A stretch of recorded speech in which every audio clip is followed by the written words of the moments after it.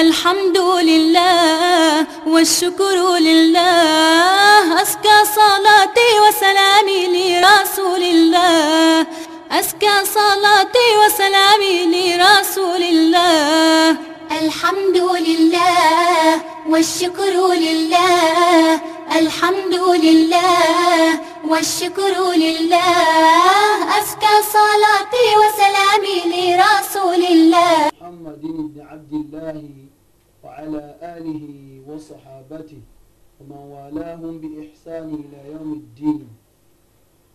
adúpẹ́ fún ọlọ́run ọba ọlọ́run tó ṣe wá ní mùsùlùmí tó fi àánú rẹ̀ àti ìkẹ́ rẹ̀ tó fi ta wá ní ọrẹ abẹ́ ọlọ́run ọba ọba ọ̀gá àgbà kó má jẹ́ kí ìbínú rẹ̀ kí ó tú wa ká kọ́lọ́ má jẹ́ àtàtàrà ìbínú rẹ̀ ká wá tọ́ sí ìjìyà níwájú rẹ̀. ẹ̀yin jàmá mùsùlùmí, kókó ìbáraẹnisọ̀rọ̀ tí èní yóò máa dálé ìgbà ọlọ́run ọba gbọ́ pẹ̀lú àwọn orúkọ rẹ̀. ọlọ́run ọba ọba tọ́lá rẹ̀ ga jù, ó fúnra rẹ̀ ní àwọn orúkọ gẹ́gẹ́ bó jẹ́ pé tí ọba máa bẹ ní òní lórúkọ, ntọ́ bá ń bẹ yóò lórúkọ. ọlọ́run ọba ọba tí ń bẹ ní ọlọ́run sì tún ní àwọn ìròyìn náà bákan náà. ọlọ́run wá pè wá sí mímọ̀ àwọn orúkọ yìí, ó sì tún pè wá sí ká mọ àwọn ìròyìn rẹ̀ ká lè bá a mọ kí ni àǹfààní tá a máa rí ń bẹ̀ àti ká lè gbà á ní ọlọ́run. ọlọ́run sọ nínú suratul Isra, bákan náà nínú suratul A'raf, bákan náà nínú suratul Al-Ikhlas. ẹ jẹ́ á sáré lọ sínú suratul A'raf, Kùránì orí keje ẹsẹ̀ 180. ọlọ́run bá ní a'udhu billahi minash shaitanir rajim walillahi al-asma'ul husna fad'uhu biha wa dharu alladhina yulhiduna fi asma'ihi sayujzawna ma kanu yaf'alun. ọlọ́run ló ní àwọn orúkọ tí ó fi dá tó fi rẹwà. fad'uhu biha, orúkọ yìí ni ẹ fi pè wọn, ẹ má pè wọn pẹ̀lú àwọn orúkọ míì tó wọn ò yọ́nú sí. kẹwàá fà wọn tó ṣe pé orúkọ wọn kàákún wọn àmọ́ wọn pẹ̀lú orúkọ wọn, àwọn tó yẹ pé wọ́n ń pè wọn lórúkọ tó wọn fẹ́ràn, ọlọ́run yẹn fi wọ́n lẹ̀. sayujzawna ma kanu ya'malun, ní tí wọ́n ṣe yẹn wọ́n jẹ̀yà rẹ̀ wájú ọlọ́run.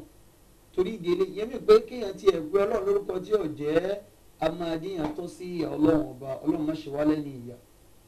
ọlọ́run ọba tó sọ nínú suratu al-Isra, ó ní qul ud'u Allaha aw ud'u ar-Rahman ayyamma tad'u falahu al-asma'ul husna. ọlọ́run ní ẹ pè ó ní Allah, ẹ pè ó ní ar-Rahman. èyíkéyìí tẹ́ ẹ bá pè nínú àwọn orúkọ méjèèjì yìí àti àwọn míì tí ọ̀dárúkọ ń bí báyìí, ọlọ́run ní àwọn orúkọ tó fi dáa jù lọ. ìyẹn mi pé orúkọ tọ́lọ́run bá ti fúnra rẹ̀ ohun tí ẹ lọ́ fi dáa jù, tẹ́ ẹ bá mú mi ìfọ́lọ́run kì í ṣorúkọ tọ́lọ́run fẹ́ràn, kódà kò dá wájú ọlọ́run ọba. torí ìdí eléyìí òun ló fi dáa tó ṣe pé ká mọ orúkọ ọlọ́run ọba ká sì mọ bó ṣe ròyìn ara rẹ̀ nìkan, ká má fi kankan kún. àwa máa ń rò pé orúkọ ọlọ́run ọba ó ní iye táwa mọ̀. ọ̀pọ̀lọpọ̀ ní máa ń sọ pé ọlọ́run ní orúkọ ẹyọ̀kàndínlọ́gọ́rùn-ún, ọlọ́run ní ju bẹ́ẹ̀ lọ. kí la fi mọ̀ pé ọlọ́run ní ju orúkọ yìí lọ? ọlọ́run sọ, Ànábì Muhammad sallallahu alayhi wa sallam ó kọ́ wa ní àdúrà kan kí tá a bá fi bẹ ọlọ́run ọba àdúrà wọ́n gbà.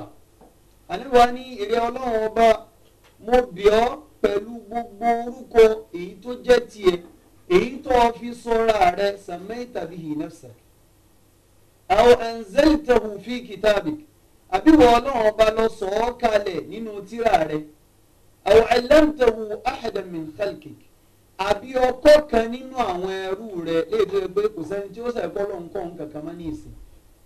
ẹni tọ́lọ́run bọ́ kọ́ Ànábì Muhammad sallallahu alayhi wa sallam, ẹni tọ́lọ́run kọ́ ọ̀là àwọn ànábì tó ti síwájú, kò sẹ́ni tí ń gba wáyé mọ́. ìyẹn mi bá wọn nǹkan míì wà nínú àwọn orúkọ ọlọ́run táwọn ọmọ. aw allamtahu ahadan min khalqik aw ista'tharta bihi fi ilmi al-ghaybi 'indak, àbí àwọn orúkọ míì tó tọ́jú tó fi mẹ́ni kankan. Allahu akbar. yẹn bọ́lọ̀ ní àwọn orúkọ kan tí ó fi mọ àwọn ẹlòmíì.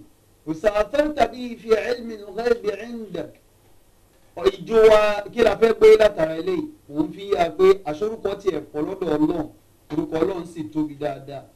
orúkọ ọlọ́run tá a wá ń sọ yìí òun ló fi dáa ju gbogbo orúkọ lọ. Nítorí ẹ̀ téèyàn bá bímọ nínú ẹ̀sìn yóò fẹ́ máa fara rẹ̀ ti ọlọ́run ọba tí ó bá sọmọ náà lórúkọ bí kò pọ̀ ọmọ náà ní Abdullah, Abdulrahman láti lè fi tì sí ọ̀dọ̀ ọlọ́run ọba ọba ọ̀gá àgbà. Bó láti wá máa ń mọ orúkọ ọlọ́run ọba yìí, àkíyèrò orúkọ fún ọlọ́run lórí ibi táwọn èèyàn kọ̀ọ̀kan ti máa ń ṣe mistake nù tá a máa ti ń ṣàṣìṣe. Téèyàn bá ronú títí èyí ó máa gbọ́ ọlọ́run ọba yé, téèyàn bá tún wá ronú kọjá àlà yóò tún gbọ́ yóò ṣe ọlọ́run ọba gbọ́ yé. Ṣùgbọ́n téèyàn bá wà lẹ́ni tó yẹ pé ìtọ́ntọ́ sọ́nà òun lọ̀rọ̀ ọlọ́run ọba, ìtọ́ntọ́ sọ́nà òun lọ̀rọ̀ anabi Muhammad, ìtẹ́ni náà sọ nípa ọlọ́run kò ní ṣe mistake. Nínú àwọn orúkọ ọlọ́run ọba ibi tá a ti mọ inú Kùránì ọlọ́run sọ fún wa nínú Suratu Hajj gbogbo àlàmọ́ sábà kà ọlọ́ni huwa Allahu alladhi la ilaha illa hu, òun ni Allah ẹni tí ò sí ẹlòmíì tó yẹ ká jọ́sìn fún. Huwa Allahu alladhi la ilaha illa huwa al-Malik, ọlọ́run pẹ̀rẹ̀ ní al-Malik al-Quddus as-Salam tabaka adilẹ̀ tí táyà ń fi parí orúkọ ọlọ́run kà fún wa ń bẹ̀. Allahu akbar. Ọlọ́run tún kọ́ wa ní orúkọ rẹ̀ míì nínú àwọn àyà míì léyìí tí a máa ń kà tàbá lọ sínú súrọ́tù Al-Imran ìbẹ̀rẹ̀ pẹ̀pẹ̀ ọlọ́run kọ́ ẹ̀ ní al-Hayyu al-Qayyum. Nínú súrọ́tù Baqara ọlọ́run kọ́ ẹ̀ ní al-Hayyu al-Qayyum. Nínú súrọ́tù Ikhlas ọlọ́run kọ́ ẹ̀ ní Allahu Ahad. Ọlọ́run kọ́ ẹ̀ ní as-Samad. Ọlọ́run bá fúnra rẹ̀ láwọn orúkọ lè jẹ́ pé àtàwọn òròyìn tó yẹ pé a lè rí àpèjúwe míì fi ilẹ̀ ju bọ́lọ̀ bá ti pera rẹ̀ lọ. Kálánfààní kí ló dé tá a wá ń bára wa jà, kí ló dé tá a wá ń fúnra wa wà lápẹ́ àní ẹ̀kọ́ lọ́nbọ́lọ́ ti pera rẹ̀. Àǹfààní tá a rí ń bẹ̀ ní jàmá. Àǹfààní alákọ̀ọ́kọ́ òun ni pé àní tọ́ sí ìyá ọlọ́run ọba torí ẹni tó bá fọ́lọ́run lórúkọ tọ́lọ́run ọ̀jẹ́ yóò tọ́ sí ìyá ọlọ́run, ọlọ́run ṣe wá lẹ́ni tí yóò tọ́ sí ìyá rẹ̀. Ọlọ́run bá sọ nínú Suratul A'raf tá a kà fúnra lẹ́ẹ̀kan ó ní lillahil asmaul husna fad'uhu biha, òun ló ń ní àwọn orúkọ tó fi rẹwà jù òun ní kẹ́ẹ̀ fi pè wù. Ṣùgbọ́n àwọn tó sọ pé wadharu alladhina yulhiduna fi asma'i, àwọn tó pé àwọn fẹ́ máa ṣaláì gbàgbọ́ pẹ̀lú orúkọ ọlọ́run ni àbáwọn fẹ́ sọ ọlọ́run lórúkọ tí ọ̀jẹ́ ni fi wọ́n lé wọ́n bá wọn jà ó gẹ́gẹ́ bá àwọn náà ti bára wa jà ń sìn. Ṣùgbọ́n rọ àwọn ẹni bẹ́ẹ̀ sayadkhuluna jahannama sayujzawna ma kanu ya'malun, ní tí wọ́n ṣeun òní wọ́n fi jẹ̀yà wájú ọlọ́run ayé kẹ́ni kankan wá tó sí ìyà. Inú àwọn àṣìṣe táwọn èèyàn máa ń ṣe òní pé ká fẹ́ràn olórin nǹkan títí gẹ́gẹ́ bí àdúgbò wa nílẹ̀ Yorùbá ń bí. Àwọn èèyàn sọ ọlọ́run lórúkọ tí ọ̀jẹ́ gbogbo ìgbà tí bá ń gbọ́ báyìí ó máa ń tako làákàyè mi ni. Kéèyàn fẹ́ sọ ọlọ́run ọmọ lórúkọ kó wá ní orúkọ ọmọ mi ó máa jẹ́ Abdul Kuwan, kò sínú orúkọ ọlọ́run. Àṣewàsíù Àyìndé làwọn èèyàn fẹ́ràn débẹ̀ ìgbà tá a wádìí rẹ̀ títí. King Wàsíù Àyìndé Marshal ló wá di Kuwan, àwọn èèyàn tún wá fi Abdul síwájú wá di Abdul Kuwan. Ntọ́ wà nínú kí ó tó wà nínú tíra ni pé wa kana bayna dhalika qawwama.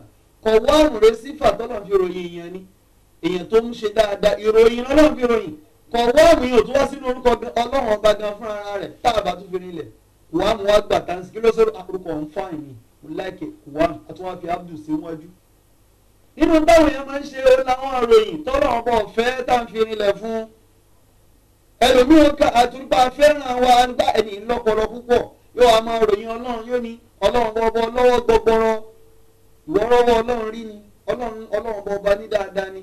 Ṣùgbọ́n kí wọ́n máa ṣàpèjúwe ọlọ́run ọba pẹ̀lú tí ò fi ròyìn ara rẹ̀ bóyá túmọ̀ gidi lámìnì ìgbọ́dọ̀ ọbọ̀ lọ́rẹ ni. Ṣùgbọ́n kí wọ́n ní ọbọ̀ lọ́wọ́ gbọgbọrọ tó ọlọ́run ò bá rí bẹ́ẹ̀ nǹkan bó lọ́ọ́ ti ṣe dẹ̀wọ̀n ní àkíyàmà. Àbí ìtàwọn kan tí wọ́n ń ṣẹlẹ́sìn wọn fi ń rinlẹ̀ fún ọlọ́run ọba ìgbé ọlọ́run ọba alágbádá iná la ilaha illallah. Ṣerú èèyàn bíi tiwa ni irú àwọn tí wọ́n ń fi ọlọ́run bá wé àwọn èèyàn yìí tí wọ́n tọ́ sí ìjọba ilẹ̀ kíámọ̀ ó tóbi fa. Kí ẹ máa fi ọlọ́run wé àwọn èèyàn pé ọba alágbádá iná agbádá àti fi gbọ́ ọlọ́run náà wọ agbádá nù tún wá alágbádá àlùjànnà agbádá iná lẹ tún wá fi wé jẹ̀mọ́ mùsùlùmí má bá wọn sọ bẹ́ẹ̀. Torí ẹ̀ ló fi dá pé orúkọ tọ́lọ́run bá sọ lára ẹni ẹ má pè mí torí pé ọlọ́run mọ̀ chúùsì ó ní orúkọ tó dáa orúkọ tí yóò gbọ́ tí ó hẹ́ẹ̀tì ọlọ́run fẹ́ fún ara rẹ̀. Àwọn orúkọ míì wá wà tẹ́gbà wo fẹ́ ká fi ròyìn wa ọlọ́run sì fẹ́ ká fi ròyìn ọlọ́run ọba kò bímọ kẹ wá pé ṣùgbọ́n kẹ wá fẹ́ kọjá ẹnu àlàǹkọ ọlọ́run kó wá ní pé ọlọ́run bó bá a gàn má sọ bẹ́ẹ̀ ọlọ́run bá ní òun ò bímọ ni kò wú láti bí kò sí ní ìdí ẹ̀ àbùkù gan ni fọlọ́run ọba ṣùgbọ́n kí wọ́n fẹ́ sọ ẹ má ti wá pè yẹn lágàn ó ti dé ebú nù torí pàgàn lẹni tí ò lè bímọ ó sì wù ú bí ẹ̀wù nǹkan báwọn ní ìsìn kí ẹ̀kan wá ronú títí kó wá gbọ́dọ̀ wá lágàn lọ́lọ́run ó ṣe mistake àṣìṣọ́ lélẹ́yìí torí ọlọ́run ọba bí ò ti bímọ kèé ṣe pé ó wù ú bí tẹ́lẹ̀ kódà kò tọ́ sí ọlọ́run sọ nínú suratu Maryam ó ní wa qalu ittakhadha ar-rahmanu walada laqad ji'tum shay'an idda takadu as-samawati yatafattarna minhu wa tanshaqqu al-ardu wa takhiru al-jibalu hadda kí ló dé an da'aw lir-rahmani walada ọlọ́run ni wọ́n lọ́lọ́run bímọ. ẹ mọ̀ sọ́n tó tóbi ẹ̀yìn èèyàn sọ́mọ́ sì fẹ́ jábọ́ lulẹ̀ ilẹ̀ sì fẹ́ ya òkè sì fẹ́ di pé kò náà di eruku nítorí pé lọ́lọ́run bímọ ọlọ́run ni wa ma yanbaghi lir-rahman an yattakhidha walada ọlọ́run kò tọ́ fóun láti bímọ ìyẹn mi pé àìbímọ ọlọ́run tí ẹ ṣe é bú kí ẹ wá pọ̀ ọlọ́run ọba àgà kì í ṣe ìròyìn tó dáa o kí wọ́n láǹfààní tá a tún fẹ́ rí níbi ìmọ̀ pé ọlọ́run pẹ̀lú àwọn orúkọ rẹ̀ tó dáa jẹ̀mọ́ ọ̀pọ̀lọpọ̀ wa là ń kọjá ẹnu àlà là ń kó inú ẹ̀sìn bá ti ń pàpè mọ́ra ẹ̀sìn látara páàmọ̀ tún mọ orúkọ ọlọ́run ọba tí ẹ̀ bá mọ ọlọ́run ọba ní Ar-Rahman ipò ọlọ́run ọba oníkẹ́ tí ń kẹ́yàn kò ní wà kẹ́ lọ sọ́dọ̀ ẹlòmíì o tí ẹ bá mọ̀ pé Al-Ghafur lọ́lọ́run ọba tí máa ń foríjì yẹn ni kò ní jákàn kúrò níbi ẹ̀yà ní àánú ọlọ́run ọba nígbà tó bá ṣe ọlọ́run ọba tí ẹ bá mọ̀ pé Al-Ghani lọ́lọ́run ọba kò ní wá àrànṣe lọ sọ́dọ̀ ẹlòmíì tí ó lágbára àbí kó mọ̀ pé ọlọ́run ọba ní kí n lọ bá tí ẹ bá mọ̀ pé ọlọ́run ọba Al-Muhyi ni ọba tí ń múyàn bẹ kò ní bàbá ìgbà lè pa wọn téèyàn bá lágbára tó jẹ́ aláburú aláburú ò sí ẹni tó bá sọ bẹ́ẹ̀ ṣe mistake ni bá ti wá wà ọ́ ni ọlọ́ni innahum laysa lahum sultan laysa lahum sultanun ala alladhina amanu wa ala rabbihim yatawakkalun ṣẹlẹ̀ ẹni tó bá gba ọlọ́run bá gbọ́ tó dúró tì í gbogbo àwọn aláburú wọn mọ̀ sí ni nítorí wọn bá sọ fún wa ni.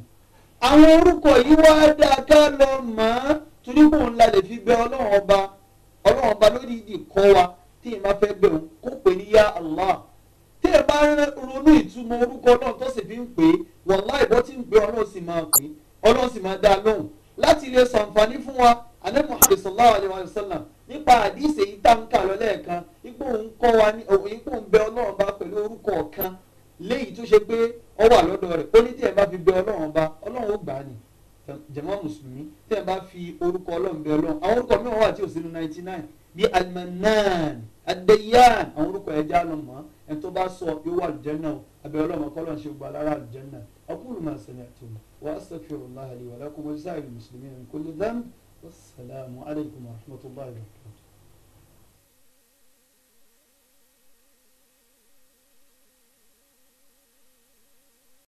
الحمد لله والشكر لله الحمد لله والشكر لله